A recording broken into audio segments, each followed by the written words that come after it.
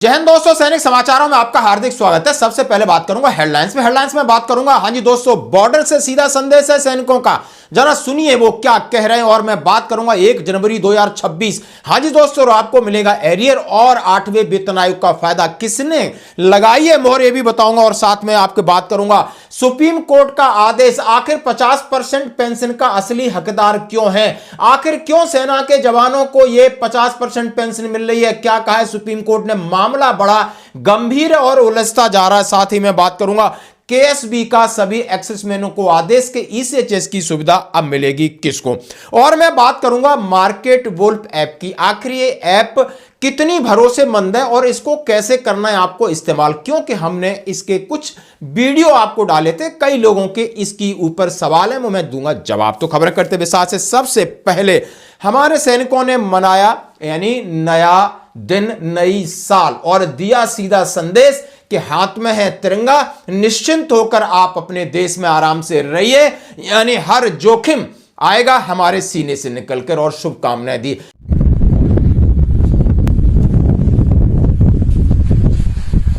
Indian army की तरफ से समस्त देशवासियों को नए वर्ष की हार्दिक शुभकामनाएं। भारत माता की जय। ये होता है सीधा संदेश। किस जगह से संदेश दिया? यहां लोग क्लबों में दे रहे हैं, पार्टियां मना रहे हैं, बीवी बच्चों के साथ हैं, लेकिन ये घरबार और परिवार छोड़कर आपके लिए और कितने खुश होकर संदेश दे रहे हैं, तो आप इन्हें करिए एक सैल्यूट। अब मैं बात करूंगा 1 जनवरी 2026 से ही प्रभावी होगा 8वां वेतन आयोग। हां जी दोस्तों, यह सवाल इसलिए बना कि ना ही इसका जिक्र टर्म्स ऑफ रेफरेंस में दिया गया, गजट नोटिफिकेशन में दिया गया, और ना ही इसका जवाब वित्त राज्य मंत्री ने संसद में दिया गया। जैसे कि दो बड़े उनके साथ 3 सवाल थे, यानी पेंशनर्स को लाभ, वो उन्होंने हरी झंडी दी। दूसरा कहा कि इंटरिम रिलीफ, उसके लिए कहा सरकार के पास प्रपोजल नहीं है। तीसरा बड़ा सवाल था क्या 1 जनवरी 2026 से ही लाभ मिलेगा, इसके ऊपर कहा यह सरकार तय करेगी। अब ये सारी चीजें यानी डेट ऑफ इंप्लीमेंट को लेकर बहुत सारे सवाल जवाब चल रहे हैं, लेकिन चित्रा त्रिपाठी जी ने क्या लिखा है, 1 जनवरी 2026 से ही प्रभावी होगा 8वां वेतन आयोग। सरकार ने साफ कर दिया है कि 8वें वेतन आयोग की प्रभावी तारीख 1 जनवरी 2026 ही मानी जाएगी। इसका मतलब यह है कि नई सैलरी जब भी लागू होगी उसकी गणना इसी तारीख से होगी। यही वजह है कि कर्मचारी को एरियर को लेकर काफी उम्मीद लगाए बैठे हैं। हालांकि प्रभावी तारीख और असल में सैलरी मिलने की तारीख अलग अलग होती है। पहले भी ऐसा हो चुका है कि बढ़ी हुई सैलरी के बाद आपको एरियर मिलता है, पे का मिलता है, पेंशन का मिलता है, संशोधन भले ही 2 साल बाद हो। यानी अब 2 साल बाद 1 जनवरी 2028 में इसका इंप्लीमेंटेशन होगा, तो लेकिन फायदा 1 जनवरी 2026 होगा। ये चित्रा त्रिपाठी जी बड़ी न्यूज एंकर हैं, उन्होंने उनके हवाले से, लेकिन सरकार की तरफ से ऐसा अभी तक कोई स्टेटमेंट नहीं, लेकिन उन्होंने कहा है कि सरकार ने उनको ऐसा कहा है। तो हम मान के चलते हैं, हम आशावादी हैं कि सरकार कहीं ना कहीं हम ज्यादा पंगा नहीं लेगी, क्योंकि चुनाव है उत्तर प्रदेश के, उसके बाद आम चुनाव है। सरकार केंद्रीय कर्मचारियों पेंशनों को नाराज नहीं कर सकते, ये भरोसा आप समझ के चलना पड़ेगा। अब मैं बात करूंगा, हाँ जी दोस्तों, बड़ी खबर है, आखिर सैनिकों को 50% पेंशन क्यों दी जाती है। सुप्रीम कोर्ट ने क्या कहा है? सुप्रीम कोर्ट ने कहा है वो 15 साल नौकरी करते हैं, 16 करते हैं, 17 करते हैं, 20 करते हैं, वो ऐसे वक्त पे जाते हैं जब उनके बीवी बच्चे भी छोटे होते हैं, किसी को तो जाकर के शादी करते हैं। यदि उनको हम 50% पेंशन नहीं देंगे तो फिर उनका फौज में आएगा कौन। और बाकियों के लिए कहा आप 60 साल नौकरी करते हो तो आपको एनपीएस में रहना पड़ेगा या एनपीएस से यूपीएस में जाना पड़ेगा। अब मामला यह है, ये हमारे सीएपीएफ का है, यानी सेंट्रल आर्मर्ड यानी पुलिस फोर्सेस, यानी हमारे बीएसएफ वाले हैं, सीआरपीएफ वाले हैं, आईटीबीपी वाले हैं, एसएसबी वाले हैं, तमाम जो फोर्सेस है हमारी अर्धसैनिक बल हैं, उनका मामला है। अब इन्होंने कहा है सशस्त्र बलों को ओपीएस मिलेगा। अब सशस्त्र बल में उन्होंने कहा है कि यह अनुच्छेद 14 का उल्लंघन है। सशस्त्र बल में आर्मी, एयरफोर्स, नेवी के साथ साथ जितने पैरामिलिट्री फोर्सेस है वो भी आती है। फिर इसके बीच में डिस्क्रिमिनेशन क्यों? मामला जब बना कि दिल्ली हाई कोर्ट ने कहा कि सीएपीएफ भी आर्मर्ड फोर्सेस का हिस्सा है, इन्हें पुरानी पेंशन मिलनी चाहिए।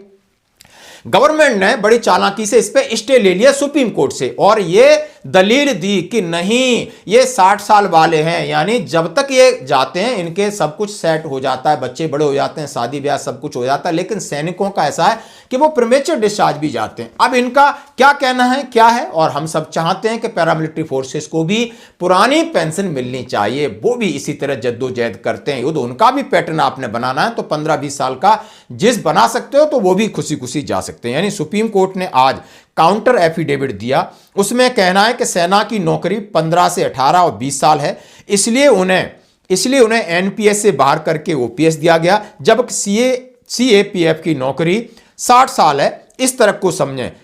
अधिसूचना में कार्यकाल का जिक्र न होना। 22 दिसंबर 2003 की एनपीएस अधिसूचना में यह भी नहीं लिखा है कि एनपीएस से छूट केवल उन बलों को दी जा रही जिनका कार्यकाल कम है।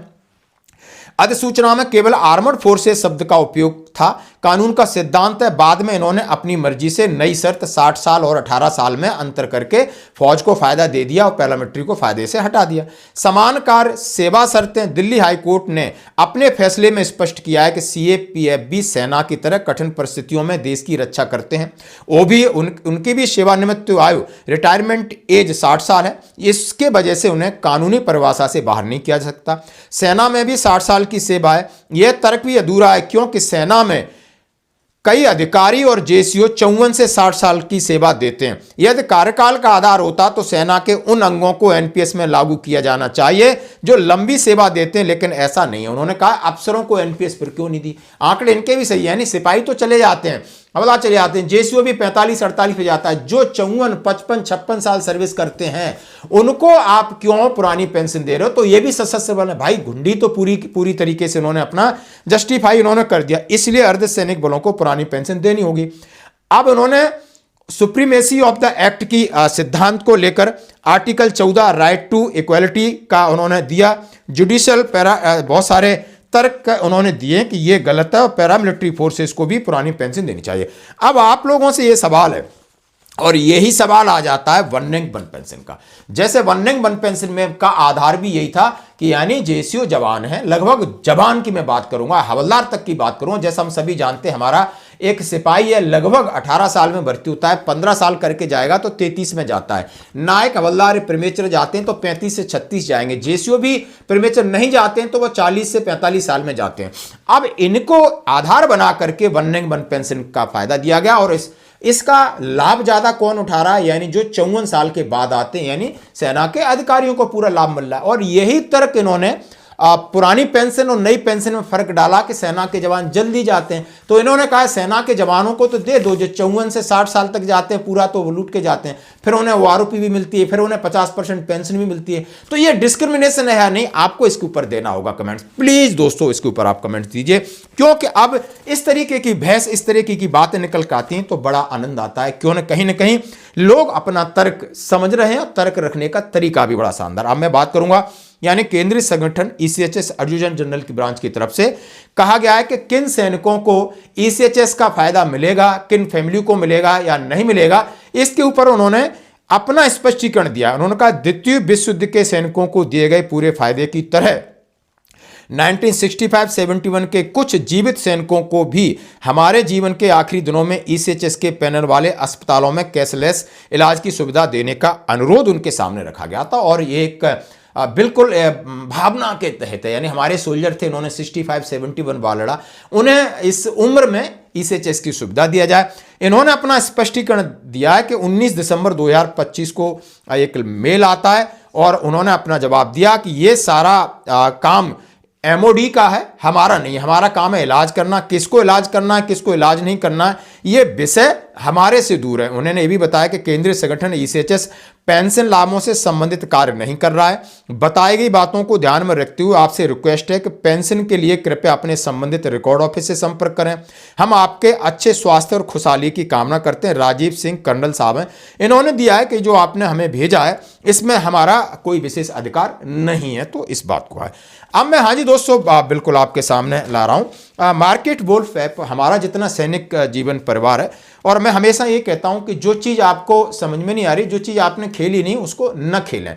अब मार्केट वोल्फ ऐप की मैं बात करूं सीधा जैसे इसमें लिखा है भारत का एक लोकप्रिय ट्रेडिंग ऐप है, ये गूगल पे लिखा है मार्केट वॉल, जो stock options futures commodities trading की सुविधा देता है। यानी जो व्यापार है आप इसके जरिए मोबाइल ऐप्स के जरिए कर सकते हो। इसमें शेयर मार्केट है, पैसा कैसे लगाना, लेकिन आपको इसकी जानकारी होनी चाहिए। यदि जानकारी नहीं है तो पंगा नहीं लेना। मैं फिर आपसे कह रहा हूं, क्योंकि वीडियो और भी आ सकते हैं, लेकिन जो खेल रहे हैं या जिनको खेलना आता है वो पैसे कमा रहे हैं। अब हमारे को बहुत सारे लोग हैं जिनको अच्छे से हम इसको ही यूज नहीं कर पाते, तो कहीं ना कहीं आप मुश्किल में पड़ जाओगे, इसलिए आपका रिस्क है। मैं जो कह रहा हूं, और इसमें ये मैं बात कह रहा हूं कि ये ऑथेंटिकेटेड है और भारत का एक लोकप्रिय ऐड है।